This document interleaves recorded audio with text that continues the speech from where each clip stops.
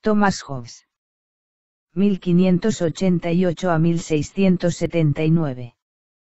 Por Lawrence Burns. Hobbes presentó por temas, su filosofía política en 3 libros.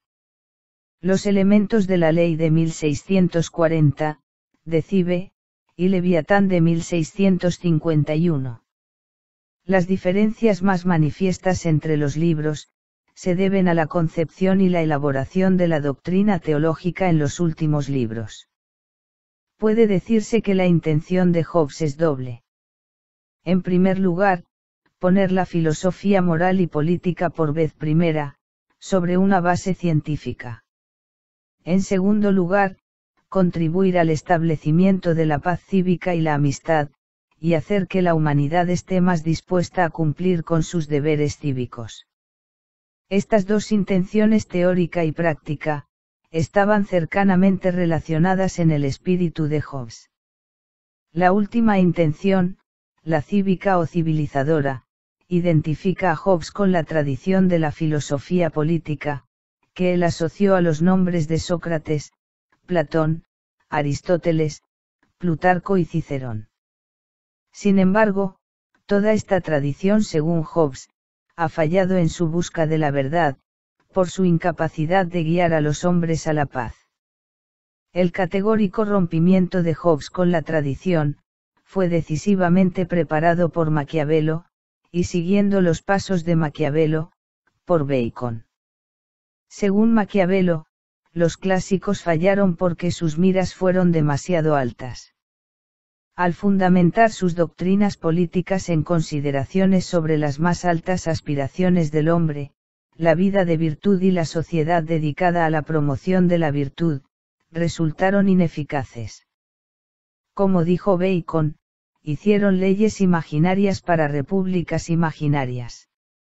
El realismo de Maquiavelo consistió en rebajar conscientemente las normas de la vida política, tomando como objetivo de la vida política, no la perfección del hombre, sino esas metas bajas que en realidad persiguen casi todos los hombres, y las sociedades durante casi todo el tiempo.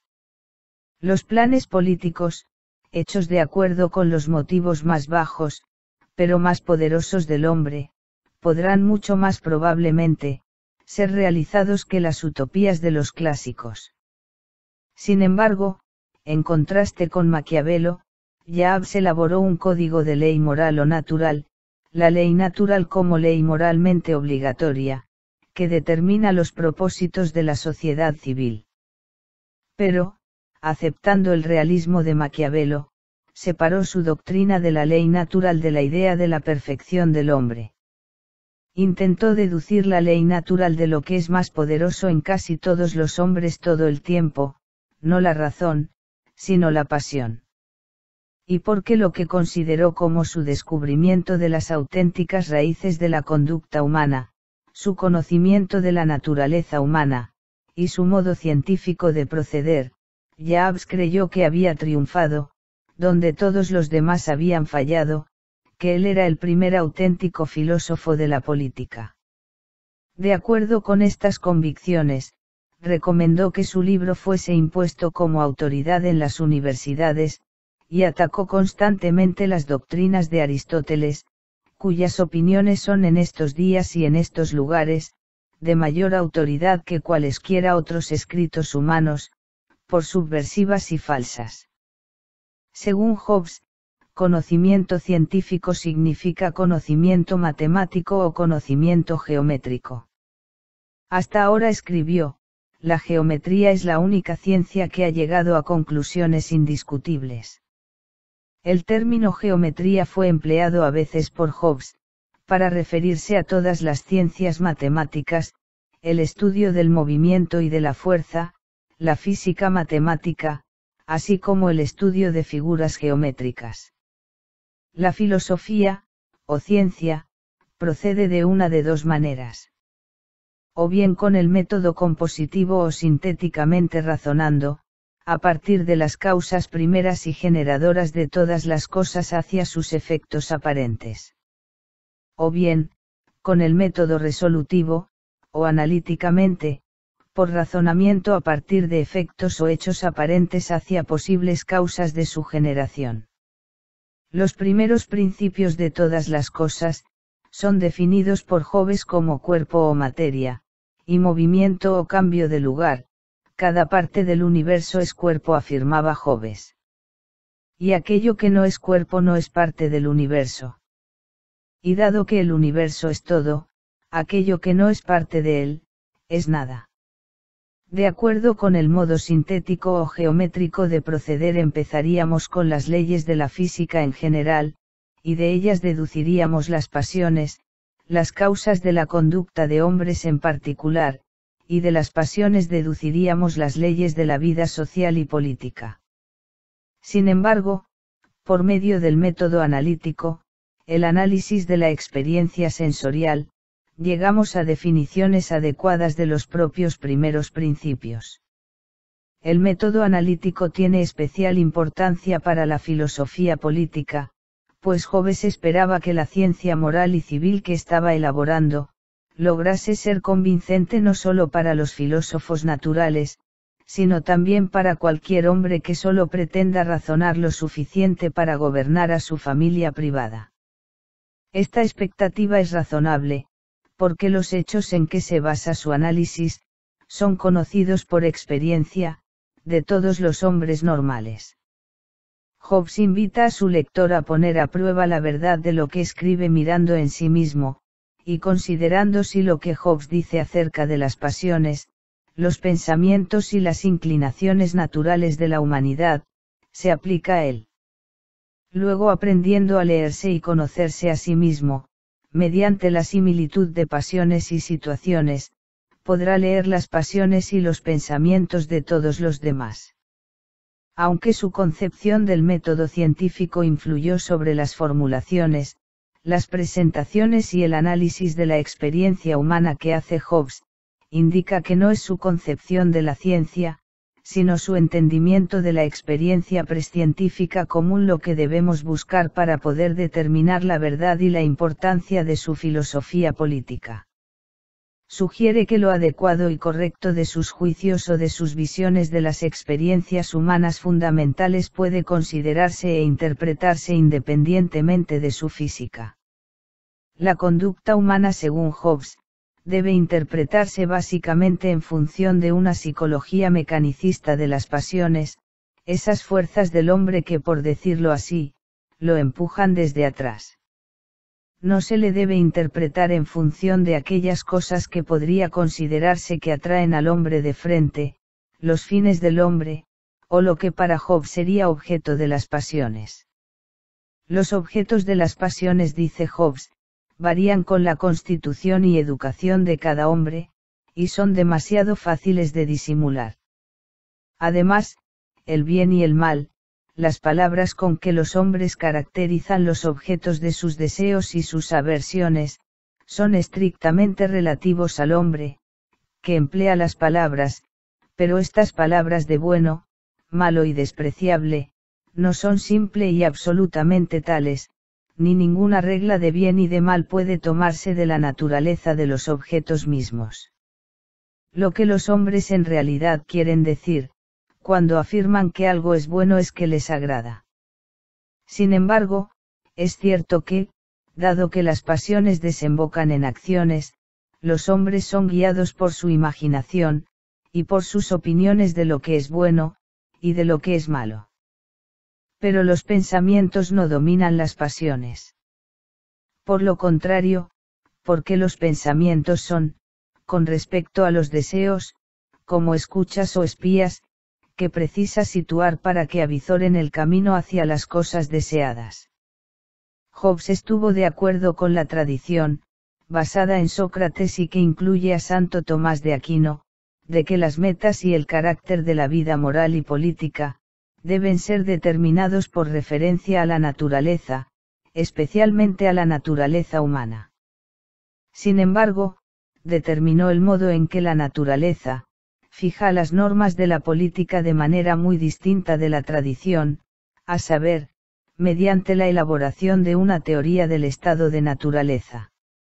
La teoría del estado de naturaleza, deducida, dice Hobbes, de las pasiones del hombre, es un modo de hacer frente al antiguo problema psicológico, problema de importancia decisiva para la filosofía política: el hombre por naturaleza, es social y político. Hobbes niega que el hombre sea social y político por naturaleza. Los motivos de su negativa se hacen evidentes en la teoría del estado de naturaleza, esa condición prepolítica en la que los hombres viven, sin gobierno civil, o sin un poder común sobre ellos, que los mantenga en el temor. Si el hombre no es social y político por naturaleza, entonces todas las sociedades civiles debieron desarrollarse a partir de estados de naturaleza presociales y prepolíticos, es decir, el estado de naturaleza debió de existir entre los progenitores de todos los hombres, que hoy viven en una sociedad civil. Hobbes no creyó que hubiese jamás semejante estado en todo el mundo. Pero dijo que existían algo parecido a ese estado, en muchos lugares de América, y durante las guerras civiles, y entre soberanos independientes. Sin embargo, la cuestión histórica no es muy importante para Hobbes. El estado de naturaleza se deduce de las pasiones del hombre. Pretende revelar y aclarar aquellas inclinaciones naturales del hombre que debemos conocer para formar el tipo adecuado de orden político. Sirve básicamente para determinar las razones, los propósitos o los fines por los cuales los hombres forman sus sociedades políticas. Una vez conocidos estos fines, el problema político es cómo organizar al hombre y la sociedad, para alcanzar con la mayor eficacia los fines. ¿Cuál sería la condición de la humanidad si no existiese sociedad civil? ¿Cómo se relacionarían los hombres entre sí? En primer lugar, arguye Hobbes, los hombres son mucho más iguales en facultades de cuerpo y espíritu de lo que hasta hoy se ha reconocido. La igualdad más importante es la igual capacidad de todos los hombres para matarse unos a otros. Esto es importantísimo, porque la preocupación principal de los hombres es su propia conservación. A su vez, la propia conservación es importantísima, porque el temor, el miedo a la muerte violenta, es la más poderosa de las pasiones. La igualdad de capacidad conduce a una igualdad de expectativas y a la competencia entre todos los hombres que desean las mismas cosas. Esta enemistad natural es intensificada por la desconfianza que los hombres sin gobierno sienten unos hacia otros, cuando imaginan cómo a cada quien le gustaría privar a todos los demás de los bienes que tengan, incluso de la vida, de modo que cada cual se vea pensando en subyugar a todos los demás, hasta que no quede ningún poder capaz de amenazar su seguridad. En contra de lo que se dice en los libros de los viejos filósofos moralistas, afirma Hobbes, la felicidad o dicha, es un continuo paso de los deseos, de un objeto a otro. Por consiguiente, las acciones e inclinaciones voluntarias de todos los hombres, tienden no solamente a procurar sino también a asegurar una vida feliz. De este modo señaló, dice Hobbes, en primer lugar como inclinación general de la humanidad entera, un perpetuo e incesante afán de poder tras poder, que cesa solamente con la muerte. El problema de la vida civil se complica más por la presencia en nuestra naturaleza, del amor a la gloria, el orgullo o la vanidad. Hobbes llama placeres del espíritu a todos aquellos placeres, que no son carnales o sensuales. Todos los placeres del espíritu provienen directa o indirectamente, de la vanagloria. La vanagloria se basa en las buenas opiniones que un hombre oye, o que tiene de sí mismo o de su poder. Las opiniones se basan siempre en comparaciones con los demás. Cada quien desea que los otros lo aprecien, como él se aprecia a sí mismo, y por consiguiente, a la primera señal de desprecio y de desdén, está totalmente dispuesto a destruir a quienes lo desdeñan. Aun cuando los hombres se reúnen con fines de placer y de recreo, buscan la vanagloria, sobre todo por medio de las cosas que causan risa. Y la risa, dice Jabs, es causada o bien por la gloria repentina, que nos causa algún acto repentino que a nosotros mismos nos agrada, o por la aprehensión de algo deforme en otras personas, en comparación con las cuales uno se ensalza a sí mismo. Esta triste situación no mejora por ninguna referencia a un sentido del honor o nobleza. El honor y el deshonor, debidamente interpretados según Jabs, no tienen nada que ver con la justicia o la injusticia. El honor no es más que un reconocimiento, u opinión del poder de alguien, es decir, su superioridad, sobre todo el poder que tenemos de ayudarnos o de dañarnos a nosotros mismos.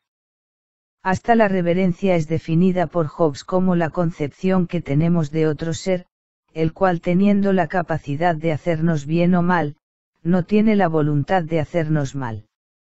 No se hace hincapié en la admiración o el amor, sino en el miedo. Estas tres grandes causas naturales de discordia entre los hombres, la competencia, la desconfianza, la gloria, hacen que el estado de naturaleza, sea en realidad, un estado de guerra, una guerra tal que es la de todos contra todos. En semejante estado, los hombres viven sin otra seguridad que la que su propia fuerza, y su propia invención pueden proporcionarle. En una situación semejante, no existe oportunidad para la industria, ya que su fruto es incierto. Por consiguiente no hay cultivo de la tierra, ni navegación, ni uso de los artículos, que pueden ser importados por mar, ni construcciones confortables, ni instrumentos para mover y remover las cosas que requieren mucha fuerza, ni conocimiento de la faz de la tierra, ni cómputo del tiempo, ni artes, ni letras, ni sociedad. Y lo que es peor de todo, existe continuo temor y peligro de muerte violenta. Y la vida del hombre es solitaria, pobre, tosca, embrutecida y breve. A mayor abundamiento, en el estado de naturaleza no se puede apelar a la justicia, nada puede ser injusto allí, pues la justicia y la injusticia solo son tales en los términos de alguna ley anterior. Y no hay ley fuera de la sociedad civil. En suma, el hombre no es social por naturaleza. Por el contrario, la naturaleza disocia al hombre. Así el estado de sociedad civil, es radicalmente convencional. Esto no significa que no estén presentes en los hombres ciertos impulsos o fuerzas naturales que los impelen hacia la vida civil. Significa que las fuerzas antisociales son tan naturales, y cuando no son mitigadas por la convención, son aún más poderosas que las fuerzas que promueven la vida civil. En lugar de servir como guía directa hacia la bondad humana, la naturaleza indica aquello de lo que el hombre debe huir. Lo único bueno del estado de naturaleza es la posibilidad de salir de él. Y con Hobbes, ya estamos en una atmósfera propicia a la idea de conquistar la naturaleza. El temor a la muerte, el deseo de comodidad y la esperanza de lograrla por medio de su laboriosidad, inclinan a los hombres a la paz. La razón actuando junto con estas pasiones, temor, deseo y esperanza, sugiere reglas para vivir pacíficamente en común. Al comparar estas pasiones, con las tres grandes causas naturales de enemistad entre los hombres, vemos que el miedo a la muerte, y el deseo de comodidad, se encuentran presentes tanto entre las inclinaciones a la paz, como entre las causas de enemistad. La vanidad o el deseo de gloria, está ausente del primer grupo. Así pues, la tarea de la razón consiste en inventar medios de redirigir, y de intensificar el temor a la muerte y el deseo de comodidad, de tal manera que se sobrepongan y anulen los efectos destructivos del deseo de gloria u orgullo. Al comprender en forma mecanicista la naturaleza humana, seremos capaces de manipularla, y por último parece esperar Hobbes, de domeñarla. Hobbes dice que estas reglas de la razón son leyes de naturaleza, la ley moral y, a veces dictados de la razón. Al emplear estos nombres reconoce que se está inclinando hacia el uso tradicional, pues para él, las reglas son simplemente, conclusiones o teoremas concernientes a todo lo que conduce a su propia conservación. En buenos términos, solo las órdenes del soberano civil son leyes. Sin embargo, estas reglas, en la medida en que también son impuestas por Dios en las Sagradas Escrituras, pueden llamarse leyes. Todas las leyes de naturaleza y todos los deberes u obligaciones sociales y políticos se originan en el derecho de naturaleza, y se subordinan al derecho del individuo a la propia conservación.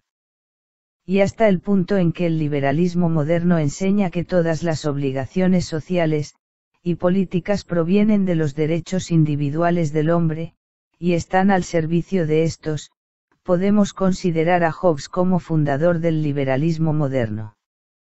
Puede esperarse que las reglas sociales, morales y políticas y las instituciones que están al servicio de los derechos individuales, sean mucho más eficaces que los utópicos planes de Platón y de Aristóteles, pues los propios derechos individuales, se originan en las pasiones y los deseos más egoístas y poderosos de los hombres, el deseo de una vida confortable, y el más poderoso de todos, porque es el temor a lo peor de todo, el temor a la muerte violenta, la pasión subyacente en el derecho a la propia conservación.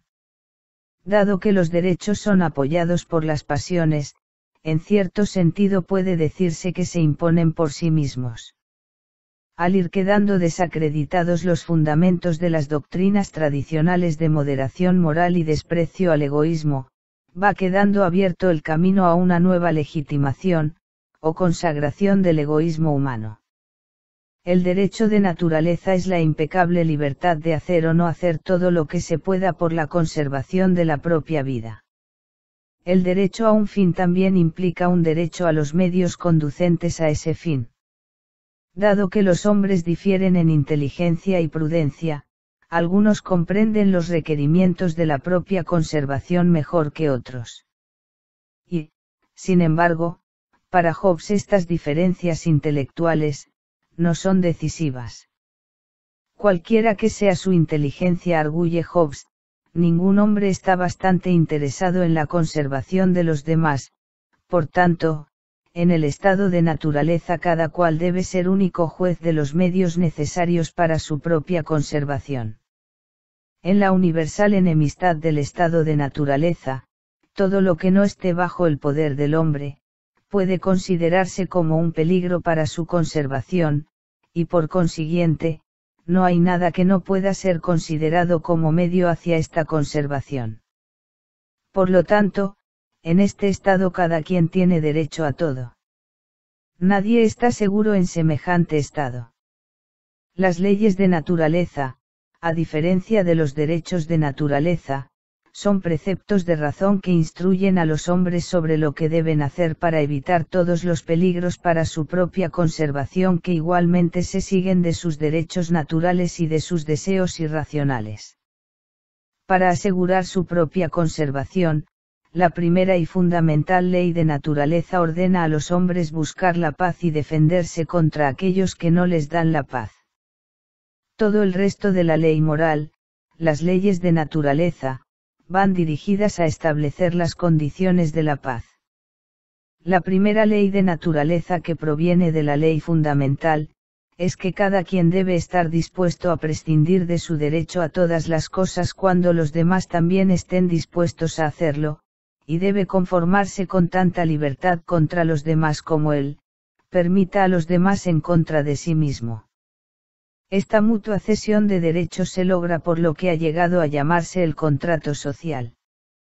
La sociedad civil está constituida por el contrato social, en que cada uno de una multitud de hombres se obliga, por el contrato con los demás, a no resistir las órdenes del hombre o ante el consejo que hayan reconocido como su soberano. Cada quien suscribe el contrato, solo con vistas a lo que es bueno para sí mismo, y ante todo, con vistas a la seguridad y conservación de su vida. Por tanto, no puede suponerse que cualquier hombre haya cedido aquellos derechos, cuya pérdida anularía el propósito de todos los contratos. Por ejemplo, no puede suponerse que nadie haya cedido su derecho de resistir a todo el que trate de privarlo de la vida. Cuando un hombre por pacto o contrato, ha cedido o renunciado a cualquier derecho, está obligado o comprometido a no estorbar a aquellos a quienes, él cedió o abandonó ese derecho, en el goce y beneficio de éste. En otras palabras, según la siguiente ley de naturaleza, el hombre debe cumplir con sus pactos. Si este principio no se sostiene, la sociedad misma se disolverá. Este principio, la fidelidad a los contratos es según Hobbes, la base de toda justicia e injusticia. Pues donde no hay un contrato, no se han abandonado ni transferido derechos, y cada quien tiene derecho a todo. De este modo, la injusticia o el daño, no es otra cosa que el incumplimiento de los contratos, ejerciendo un derecho que ya se había abandonado legalmente. Por ello, toda legislación auténtica, se vuelve una forma de autolegislación, un daño es como una contradicción, querer hacer aquello que se había aceptado no hacer. Todos los deberes y obligaciones para con los demás se originan en tratos. Pero los tratos, los contratos en que una parte o ambas prometen comportarse de algún modo en el futuro, dependen de la confianza. No hay confianza ni contrato que valga, donde no hay un razonable temor al incumplimiento de uno u otro lado. Por tanto, no hay confianza en el estado de naturaleza. Por consiguiente, antes que sea correcto emplear los términos justo o injusto, debe haber un poder coercitivo, el soberano, que puede obligar a todos los contratantes por igual, a cumplir con sus tratos. El soberano debe velar porque el terror al castigo sea una fuerza más grande, que el atractivo de cualquier beneficio que pudiese esperarse de una violación del contrato. No se apela a ninguna fuerza moral para establecer las condiciones de confianza. Una vez más, el temor es la pasión en la que hay que confiar. Según Hobbes, un cálculo inteligente del propio interés, es todo lo que se necesita para que el hombre sea justo.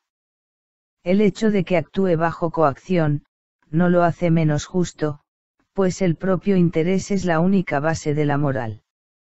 Una consecuencia de este tipo de razonamiento, es una extensión del concepto tradicional de la guerra justa. Para Hobbes como para Bacon, la intención de rectificar una injuria inferida, no es necesaria para justificar la guerra. Basta la norma subjetiva, el temor a la fuerza de una nación vecina. Hobbes se enfrentó directamente a la idea aristotélica de justicia distributiva. La doctrina de que algunos hombres, por naturaleza, son más dignos de mandar, y otros más dignos de servir, es el fundamento de la ciencia política de Aristóteles, escribe Hobbes. La doctrina es falsa, porque en el estado de naturaleza todos los hombres son iguales, y la desigualdad que hoy se encuentra entre los hombres, fue introducida por las leyes civiles.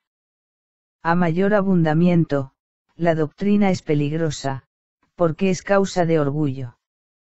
La justicia distributiva debidamente concebida, es la justicia de un árbitro y no consiste en distribuir a cada quien en proporción a sus virtudes y sus vicios, sino a tratarlos a todos por igual. Pues, dice Hobbes, si la naturaleza hizo iguales a los hombres, esa igualdad debe ser reconocida. Y aún, si la naturaleza los hizo desiguales, los hombres siempre se considerarán iguales y por tanto, entrarán en las condiciones de paz, tan solo en condiciones de igualdad. Por consiguiente, en bien de la paz, hay que reconocer esa igualdad, aun si no existe. Por tanto, es una ley de naturaleza, el que todos los hombres deben reconocerse como iguales por naturaleza. Las diferencias naturales entre los hombres, o bien son inexistentes o bien carecen de toda importancia política. Un propósito domina todo el análisis que hace Hobbes de las leyes de naturaleza, hacer a los hombres sociables, y pacíficos y por consiguiente, poner fin o reducir al mínimo, la fricción, el resentimiento y la hostilidad producidos entre los hombres por el orgullo, la parcialidad y el excesivo amor propio en general. Entre las leyes de naturaleza, hay leyes para el arbitraje de controversias y para la distribución imparcial de las propiedades, que puedan estar en disputa. Queda prohibida la ingratitud. No se permiten expresiones de odio, desprecio o desaprobación, ni siquiera a los jueces de criminales convictos. Para que nadie crea que no todos los hombres son capaces de comprender todas estas leyes de naturaleza, Jabs afirma que todas ellas pueden ser comprendidas, incluso por quienes son demasiado indiferentes, o están demasiado ocupados para aprendérselas mediante esta regla: no hagas a otros lo que no querrías que te hicieren. La ley moral no va dirigida a la perfección de nuestra naturaleza. Aristóteles estuvo errado al hablar de la virtud y del vicio. Como sus opiniones eran simplemente las opiniones recibidas durante su propio tiempo, y aún recibidas por la mayoría de los hombres indoctos, dice Hobbes, no era probable que fuesen muy precisas. La virtud, si es que significa algo, más que el poder de un hombre, es el hábito de hacer lo que tiende a nuestra propia conservación, y a su condición fundamental, la paz. El vicio es lo contrario. El defecto esencial de las leyes de naturaleza, los dictados de la razón, es que atan a los hombres tan solo a sus propias conciencias, y las acciones y voluntades de los hombres están determinadas, no por la conciencia ni por la razón, sino por el temor al castigo y la esperanza de recompensa. Hay un temor a poderes invisibles, Dios o los dioses, en el estado de naturaleza. Pero este temor no es lo bastante poderoso. Lo que se necesita, según Hobbes, es el establecimiento de unas condiciones que realmente hagan prudente obedecer las leyes de naturaleza. De otra manera, el que obedece tales reglas, solo se quedará a merced de quienes no las obedezcan. En suma, se necesitan un gobierno civil o político, y unos poderes visibles. La seguridad requiere ante todo, la cooperación de muchos, de una multitud lo bastante grande y poderosa, para hacer muy peligrosa la violación de pactos, y la invasión de los derechos de los demás, y para ofrecer defensa contra enemigos extranjeros. Pero no hay un límite fijo a las dimensiones de una sociedad civil. Su tamaño debe ser lo bastante grande para disuadir a todo enemigo de arriesgarse a una guerra, y por tanto, depende del tamaño del enemigo. Estas condiciones, y los elementos antisociales que hay en la naturaleza del hombre, indican que la unidad lograda por consentimiento, por muchas voluntades acordes en un objeto, un bien común, no basta para mantener unidos a los hombres. La sociedad política, o la república, exige una auténtica unidad o unión. Esta unión, como la justicia y la injusticia, es definida por Hobbes en términos jurídicos. La república debe estar constituida como persona legal por una gran multitud de hombres, cada uno de los cuales se compromete ante todos los demás, a respetar la voluntad de esta persona legal, civil o artificial, como si fuese su propia voluntad. Esta persona legal, el soberano, es la república. En términos prácticos, esto significa que cada súbdito debe considerar todas las acciones del poder soberano, como acciones propias suyas, toda legislación del soberano como su propia autolegislación. De hecho, el poder soberano, el poder de representar y de ordenar las voluntades de todos, puede ser vertido en un hombre o en un consejo. Hobbes fue el primero en definir la asamblea como una persona. Consideró necesario esto por las razones siguientes. Dado que la única obligación legítima es en última instancia, una obligación para consigo mismo, la libertad del hombre en el estado de naturaleza, debe sobrevivir en alguna forma, en su sujeción al gobierno, porque no existe obligación impuesta a un hombre, que no provenga de un acto de su voluntad propia, ya que todos los hombres, igualmente son por naturaleza, libres. Esto se logra por medio de las ficciones legales de que el soberano es una persona, con una voluntad que puede representar las voluntades de todos sus súbditos, y que la legislación del soberano, es una autolegislación del súbdito. Mediante tal unión, los poderes, y las facultades de cada súbdito pueden llegar a contribuir plenamente a mantener la paz y la defensa comunes. El contrato social tiene dos partes.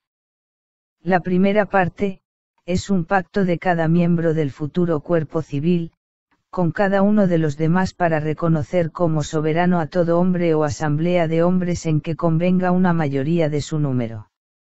La segunda parte, es el voto que determinará quién, o que debe ser el soberano.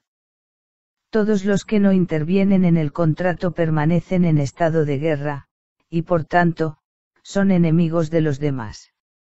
La validez del contrato, no se ve afectada en modo alguno por el hecho de que fuese suscrito o no bajo presión, temor a la muerte y la violencia. El cuerpo político, dice Hobbes, puede ser fundado naturalmente, así como por medio de una institución. Todo gobierno paternal y despótico surge en primer lugar, por temor al soberano mismo, es decir, cuando es un conquistador en caso de guerra. Todo gobierno por institución surge por el temor mutuo de los individuos. En ambos casos, el temor es el motivo. Ambos fundamentos son igualmente legítimos, no hay diferencia, en lo que concierne al derecho, entre la fundación por conquista, y la fundación por institución.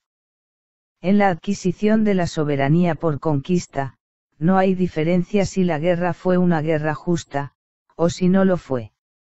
Como nadie puede realmente transferir su fuerza y sus facultades a otro, de hecho el contrato social obliga a todos a no resistir a la voluntad del poder soberano.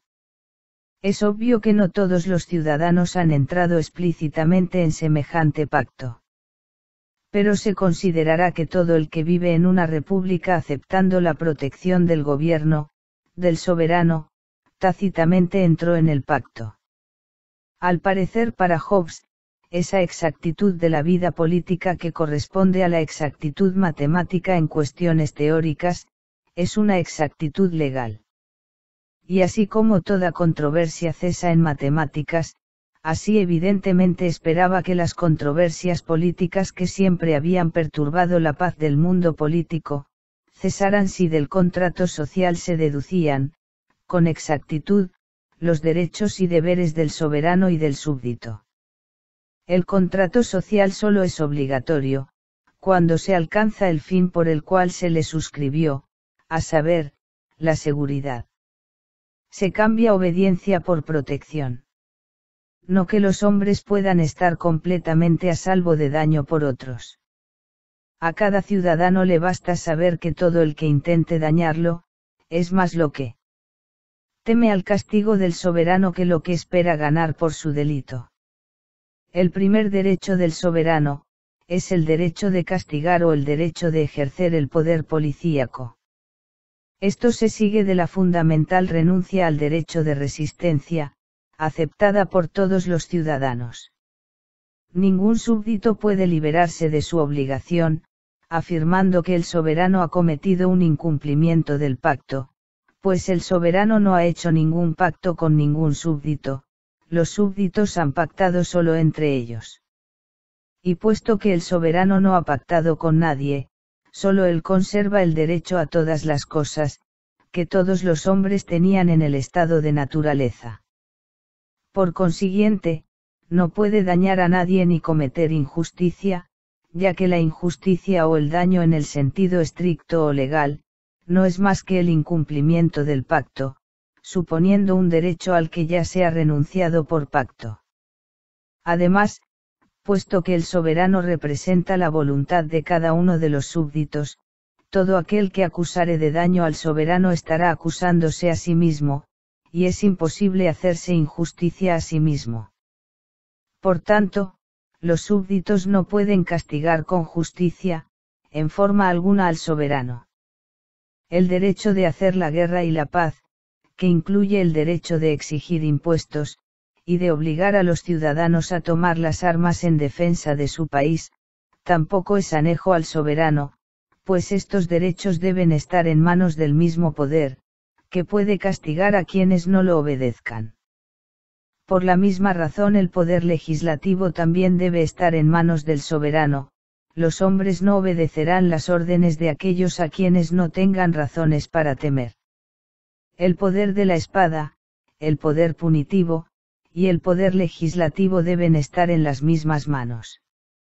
Las leyes civiles de cada república no son más que las órdenes del soberano civil. Prescriben los bienes que un hombre puede disfrutar, es decir, definen lo que es propiedad privada, y lo que no lo es. Determinan los actos que un hombre puede realizar sin ser molestado por sus conciudadanos, es decir, prescriben lo que es bueno, malo, justo, injusto, honroso y deshonroso. Contribuyen a la paz, tratando de determinar todas las cuestiones controvertibles antes de que surja controversia. El poder judicial, por la misma razón que el poder legislativo, también corresponde al soberano. Dado que el soberano debe poder determinar los medios de cumplir sus funciones, también está investido del poder ejecutivo, y del poder de nombrar a todos los consejeros, ministros, magistrados y funcionarios. A mayor abundamiento, y dado que todos los actos voluntarios de los hombres, dependen de su voluntad, y su voluntad depende de sus opiniones, de lo que es bueno y lo que es malo, o de recompensa y castigo, castigo que recibirán por acción o por omisión, el soberano debe ser juez de todas las doctrinas y opiniones que vayan a transmitirse a los ciudadanos. La norma de censura es aquello a lo que conducen las doctrinas, y lo que repugna a la paz.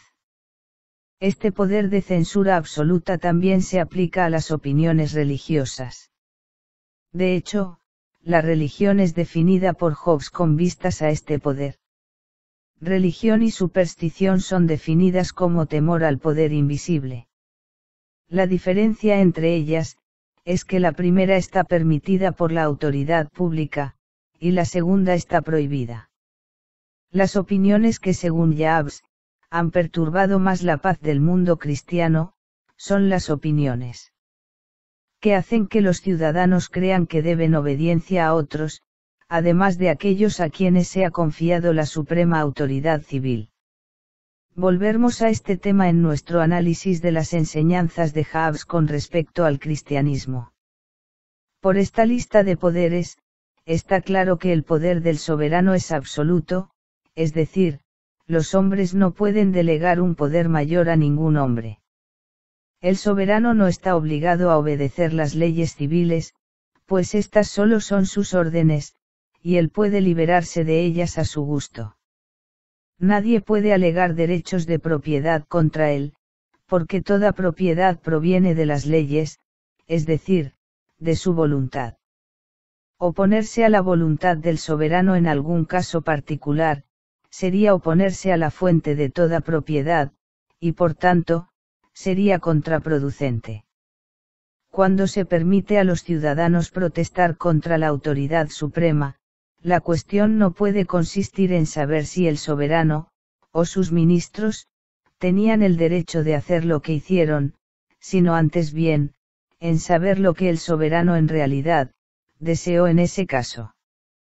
El hecho de que el poder absoluto realmente está implícito en todos los gobiernos, puede verse en los casos de los generales a quienes se conceden de manera temporal poderes absolutos en tiempos de guerra. Solo quien tiene un poder absoluto puede conceder el poder absoluto, así sea temporalmente.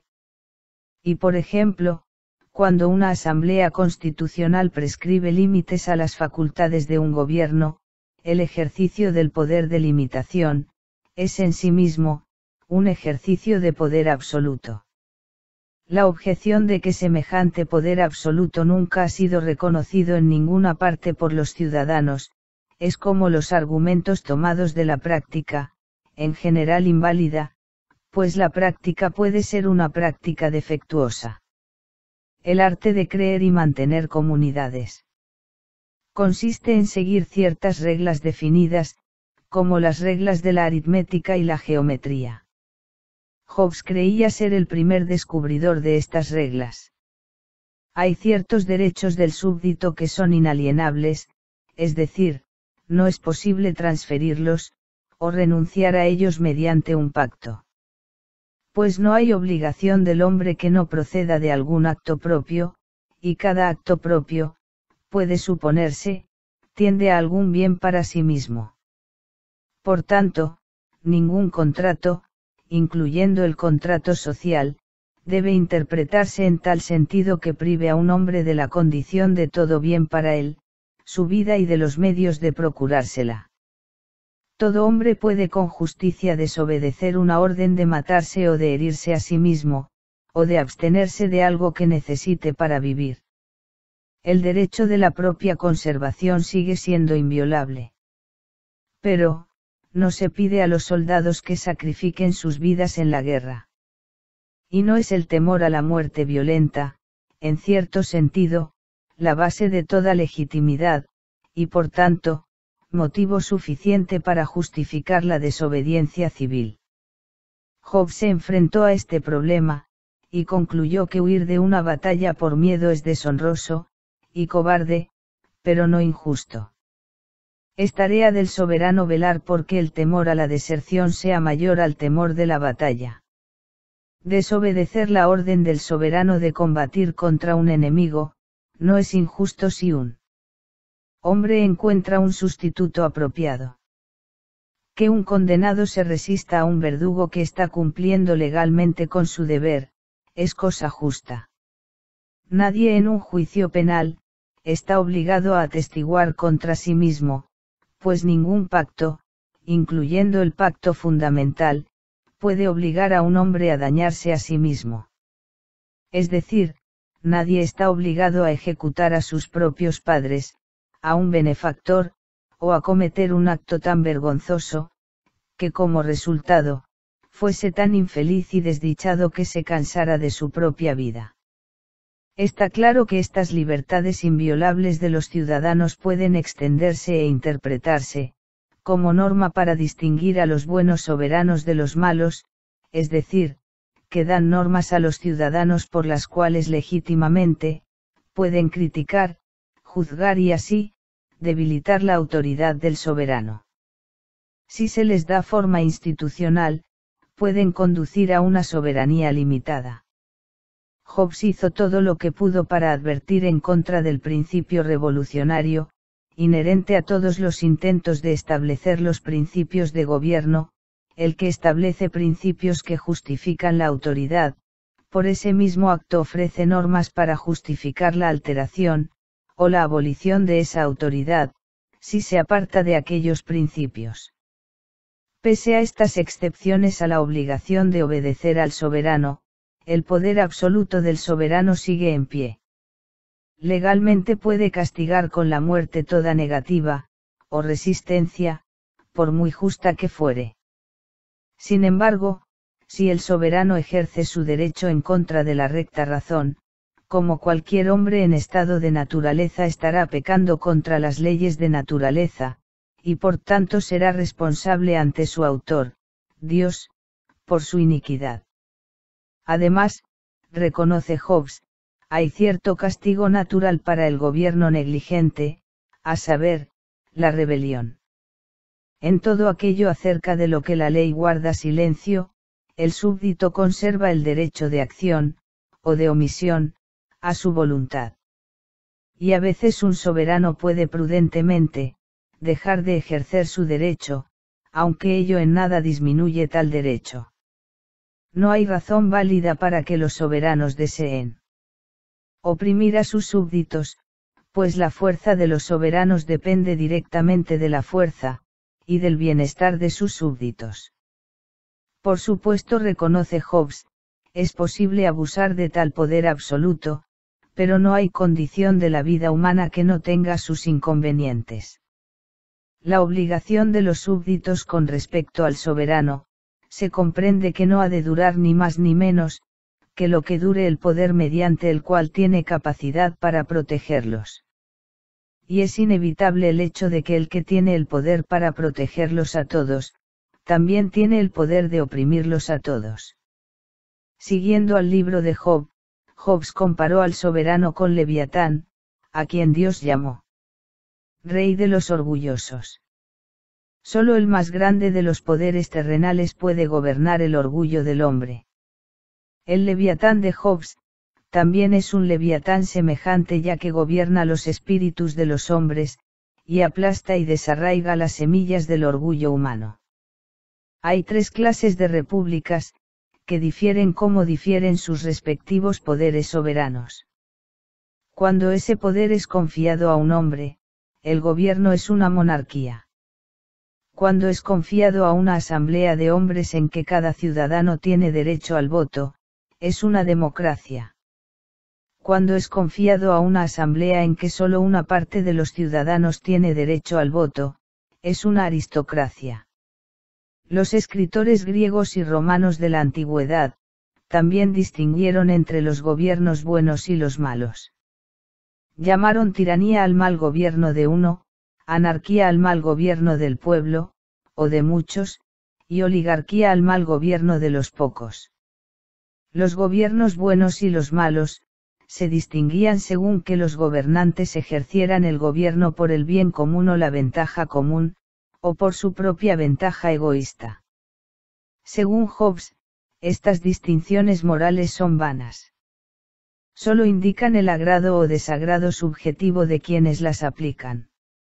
Solo aquellos a quienes disgusta la monarquía, la llaman tiranía, y asimismo, anarquía es un nombre que se da a una democracia aborrecida, y oligarquía un nombre dado a una aristocracia aborrecida. Este rechazo de lo que Hobbes llama la distinción aristotélica entre los gobiernos que imperan para beneficio de los súbditos y aquellos que imperan para beneficio de los gobernantes hace políticamente vana la distinción entre un tirano y un monarca legítimo. Tanto los súbditos como los gobernantes, arguye Hobbes, comparten por igual los primeros y más grandes beneficios de todo gobierno, la paz y la defensa. Todos sufren por igual de la mayor desdicha, la guerra civil y la anarquía. Dado que las facultades y el poder del gobernante siempre dependen del poder y las facultades de sus súbditos, unos y otros tienen las mismas desventajas, si el gobernante debilita a sus súbditos, privándolos de dinero y de bienes. Un motivo acaso más profundo para rechazar la distinción fue la convicción de Hobbes de que no puede esperarse que ningún gobernante o portador de la soberanía, no busque su ventaja particular, la ventaja de su familia y de sus amigos, así tanto más que la ventaja pública. Con base en la reducción del bien y del mal que hace Jacques al placer y al dolor, y en su doctrina de la soberanía, pierden gran importancia las antiquísimas controversias políticas acerca de cuál es la mejor forma de gobierno. Estas controversias estaban por fuerza relacionadas con la cuestión sobre a qué propósitos generales debía servir la sociedad civil. Por ejemplo, la libertad, el imperio o la riqueza. En contra de las engañosas doctrinas de Aristóteles y de Cicerón, y de otros escritores griegos y romanos, que según Hobbes, tenían un prejuicio en favor del gobierno popular, en realidad el poder del gobierno y la libertad del ciudadano en cada forma de gobierno es la misma. La soberanía es absoluta en cada república. La meta o propósito de cada forma de gobierno es la misma, la paz y la seguridad. Las cuestiones políticas o prácticas decisivas suelen ser cuestiones técnicas o administrativas.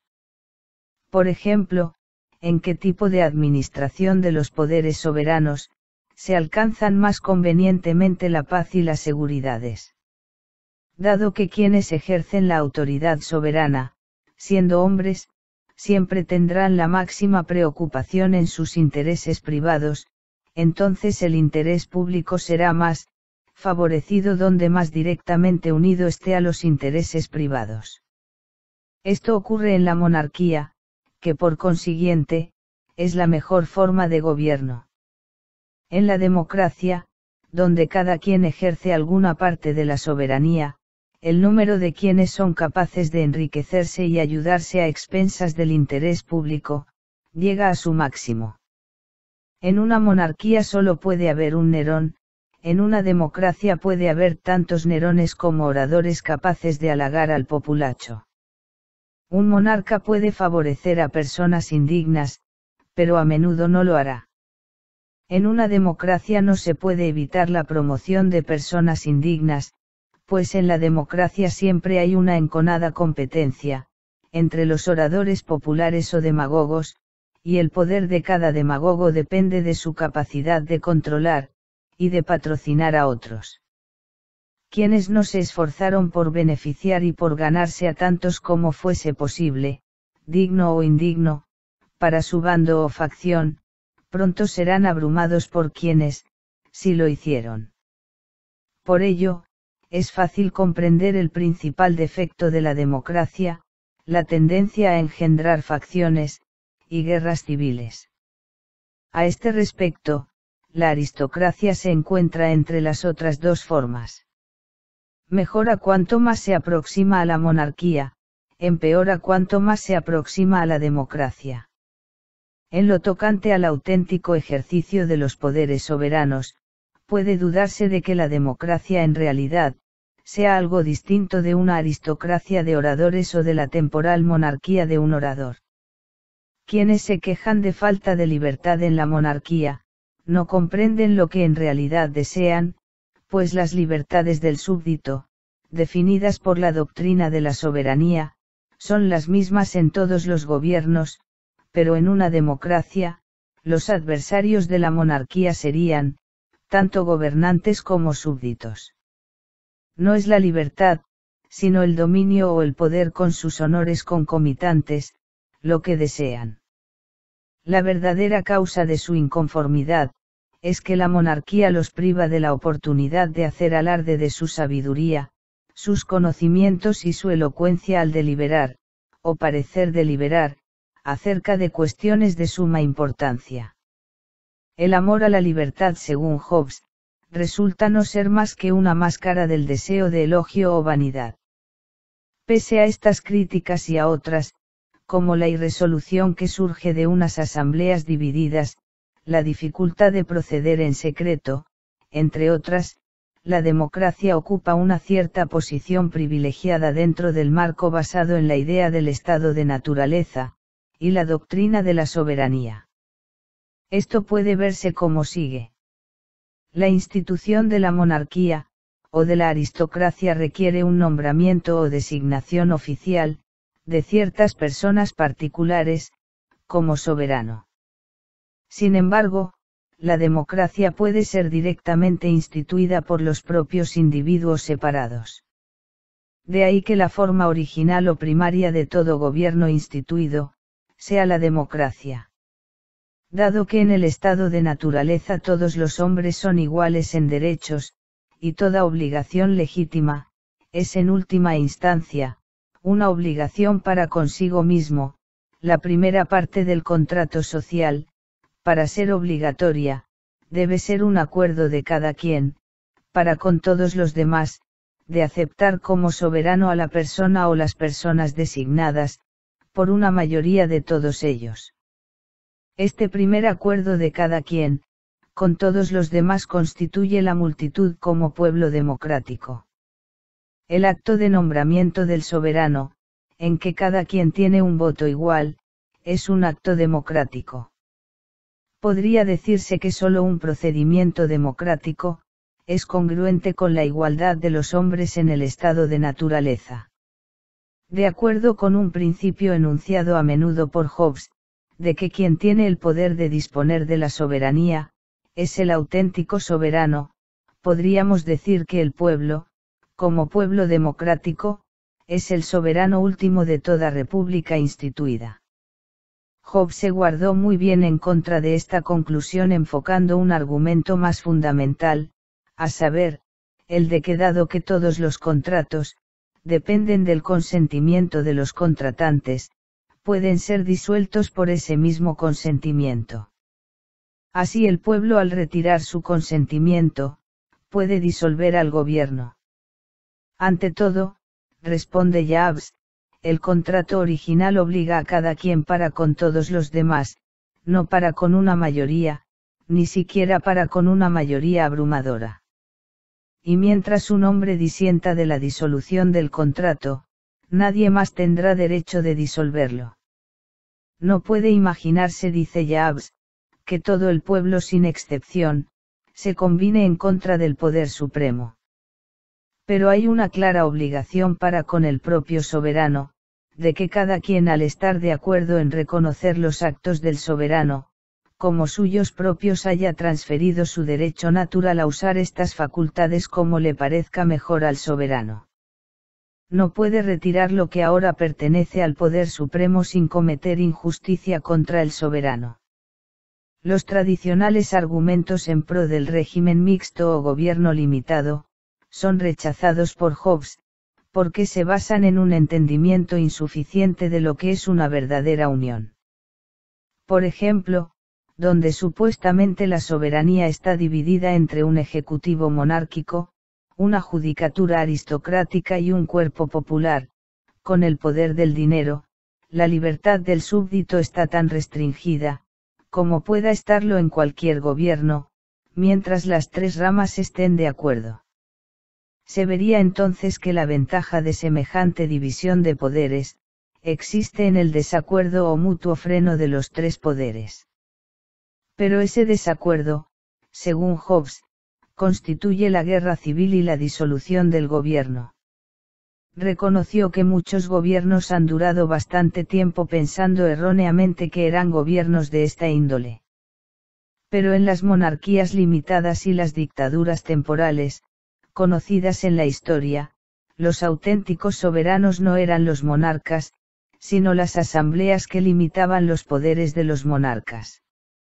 Arguye que un auténtico cuerpo político no está constituido por acuerdo o por concordia, sino por la unión, la unidad de las voluntades, y por tanto, de la fuerza y facultades, de todos en la voluntad de una persona legal, el soberano. Una monarquía auténtica según Hobbes, es una monarquía hereditaria, pues el soberano auténtico de una monarquía electiva, es el cuerpo de electores. La principal dificultad para las monarquías es el problema de la sucesión, especialmente el problema de quién ha de nombrar al sucesor real. El actual poseedor de la soberanía, debe determinar a su sucesor. Hobbes elabora unas reglas detalladas sobre lo que debe comprenderse, como la voluntad del monarca en todo caso, en que no haya indicado expresamente quién deberá heredar su poder. Hablando en términos generales, procede a partir de la presunción de que el más cercano en parentesco es el más cercano en el afecto, y por tanto, debe considerársele como sucesor. Hobbes define esta ley en términos de voluntad, y no de razón. El consejo, en cambio, se basa en razones deducidas del beneficio que puede obtener quien recibe el consejo. El consejo tiende, o simula tender al bien de otro. Pero la ley es orden, no consejo, y se espera que una orden sea obedecida, solo porque expresa la voluntad del que manda. Y dado que el objeto de la voluntad de cualquier hombre, es algún bien para sí mismo, cada orden tiende al bien del que manda. La ley es una orden dirigida a alguien que antes fue obligado a obedecer, una orden de alguien que ya ha adquirido el derecho de ser obedecido.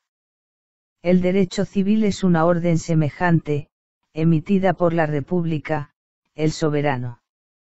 Más plenamente, las leyes civiles son aquellas reglas dadas por la República a cada súbdito por medio de alguna señal suficiente de su voluntad, que deben emplearse por los súbditos para distinguir lo justo de lo injusto.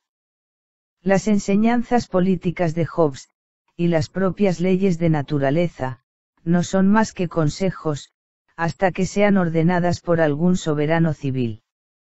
La costumbre en sí misma, no tiene poder para crear leyes. El derecho consuetudinario obtiene su autoridad del consentimiento tácito del actual soberano. Se dijo que el derecho común, y la ley de equidad fueron guiadas por la norma de la recta razón, norma que, al ser considerada independiente por encima de toda autoridad política, pudo ser empleada, y lo fue para frenar y cuestionar los actos irrazonables de todas las autoridades civiles. Jabs reinterpreta el tradicional entendimiento del derecho común, de tal manera que hace que las apelaciones a toda autoridad superior al soberano civil sean imposibles. Conviene con los abogados en que la ley nunca puede ir en contra de la razón. Pero pregunta, ¿la razón de quién? No la razón de los estudiosos o los sabios, o los jueces subordinados, responde, sino la razón de esa persona artificial, la República. En su análisis del derecho común, Hobbes no distingue entre la razón de la República y su voluntad. En toda decisión justa, el juez se remite a la razón que mueve al soberano reinante a hacer, o a consentir la ley que determina el caso que se está considerando. El juez no recurre a las razones que influyeron al soberano, que promulgó la ley en cuestión. Diríase que el enfoque de Hobbes nos da idea de la supremacía absoluta del estatuto actual. El canon de la Iglesia, o ley eclesiástica, también es ley solo hasta el punto en que está constituida por el soberano civil. Desde luego, todas las leyes requieren intérpretes, es decir, jueces para aplicar las leyes a los casos particulares. El soberano es el intérprete supremo de la ley, y da poder a todos los intérpretes subordinados, o jueces, como tales. Nada que hagan los mortales, dice Hobbes, puede ser inmortal. Y sin embargo, con la ayuda de un arquitecto muy hábil, las repúblicas pueden ser constituidas, de tal manera que puede evitarse que perezcan por desórdenes internos. Hobbes describe aquellas fuerzas de la naturaleza del hombre que siempre han tendido a la disolución de la paz y del orden civil. Y sin embargo, tales fuerzas no deben ser contrarrestadas por medio de una reforma moral, por llamados a lo que se había considerado como la parte más noble de la naturaleza humana. En cambio, Hobbes apela al egoísmo ilustrado y con base en el conocimiento, y la manipulación del mecanismo de las pasiones, confía en inventar tipos apropiados de instituciones. Para él no había necesidad, como si la había para Aristóteles, de distinguir los tipos y niveles de los pueblos para determinar qué tipo de gobierno es apropiado para cada uno. Aspiraba a inventar un esquema de gobierno que fuese adecuado para todos los tiempos, pueblos y lugares. Y al erigir su edificio sobre el mínimo común denominador de la motivación humana, esperó que se sostuviera firmemente, dondequiera y por doquiera. Pues los estados, cuando llegan a desintegrarse no por la violencia externa, sino por el desorden intestino, la falta no está en los hombres, sino en la materia. Pero ellos son quienes la modelan y ordenan. Con frecuencia se comete un gran error, en el comienzo mismo de un estado, cuando los hombres para conquistar un reino se contentan con menos poder del que es necesario para mantener la paz y la defensa. Entonces, cuando la seguridad pública exige el ejercicio de aquellos poderes a los que se renunció, su reanudación parece un acto de injusticia. Esto a su vez, mueve a grandes números de hombres a la rebelión, y a la alianza con potencias extranjeras, lo que siempre se vuelve una oportunidad para debilitar a sus vecinos. Por eso la promesa de Guillermo el Conquistador de no menoscabar la libertad de la Iglesia, hizo que Tomás Becket defeccionara, y que consiguiera el apoyo del Papa contra Enrique II. Y como ni el Senado ni el pueblo de Roma reclamaron todo el poder, ocurrieron las sediciones de los Gracchus, luego las guerras entre el Senado y el pueblo, en tiempos de Mario y de Sila, y de César y Pompeyo, y por último, el propio gobierno popular fue destruido en Roma, quedando instituida la monarquía. Por tanto, si el soberano prescinde de alguno de sus derechos, esto constituye un incumplimiento de sus deberes. Además, es un incumplimiento de su deber permitir al pueblo ser mal informado, o mantenerlo ignorante del fundamento de los derechos del soberano. A este respecto, la primera tarea consiste en purgar a la República del veneno de las doctrinas sediciosas. El primer grupo de doctrinas sediciosas proviene ante todo, de las palabras de teólogos ignorantes que interpretando erróneamente las sagradas escrituras, inducen a los hombres a creer que la santidad y la razón natural, no pueden permanecer unidas. Enseñan que cada quien en privado, es juez de los actos buenos y los malos. Esto es verdad en el estado de naturaleza, pero en la sociedad civil el derecho civil, y el soberano son la medida y el juez del bien y del mal. Una segunda doctrina que repugna a la sociedad civil, declara que es pecado todo lo que un hombre haga contra su conciencia, incluyendo aquellas cosas que sean mandadas hacer por su soberano.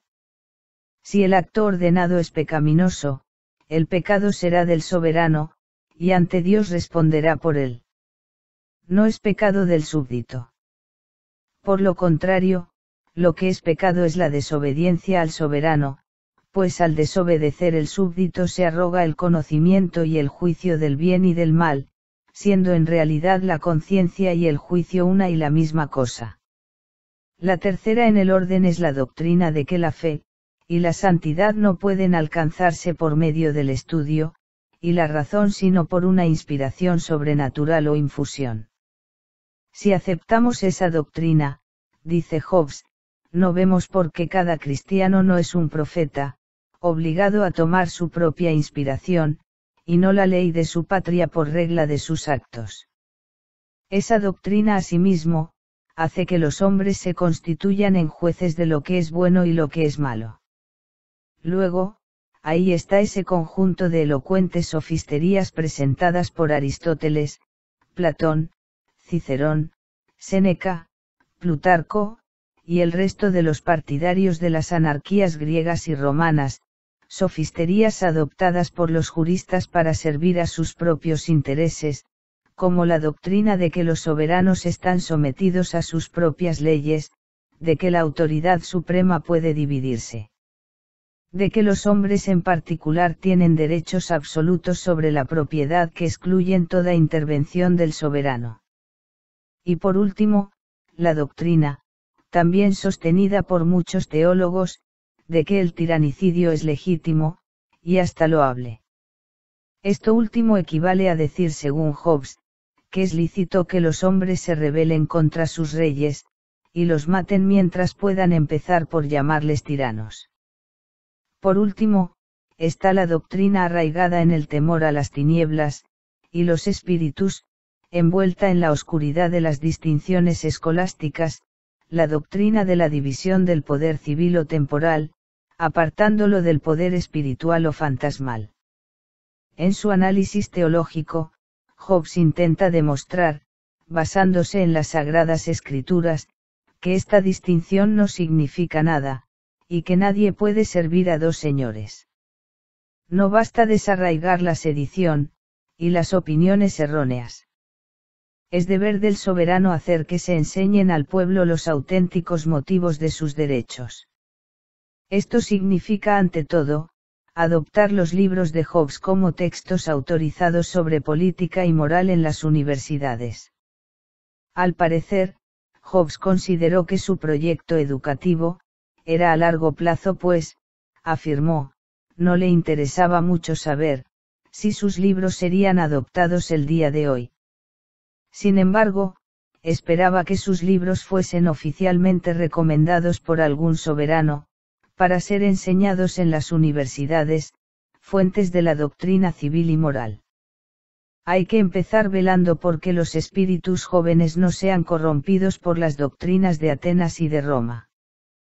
Quienes son debidamente educados, después de salir de las universidades, como predicadores, hidalgos, hombres de negocios y abogados, en la conducción de sus negocios diarios transmitirán las verdaderas bases del gobierno civil al pueblo. Por lo general, se sobreestiman las dificultades de enseñar al pueblo, creía Hobbes. Pues ante todo, no es demasiado difícil aprender lo que apela a nuestro propio interés egoísta, y en segundo lugar, en un juicio que nos recuerda la estimación de Maquiavelo hacia el pueblo, Hobbes observa que el pueblo carece del orgullo y de la ambición que ciegan los espíritus de los ricos, los poderosos y los que tienen reputación de sabiduría. Pese a su exaltación de la soberanía y la monarquía, Hobbes evidentemente esperaba que algún día sus doctrinas cundiesen por doquier. No se dice mucho, en forma positiva, acerca de la sociedad buena que un día esperaba Hobbes, una vez establecidas las condiciones de la paz.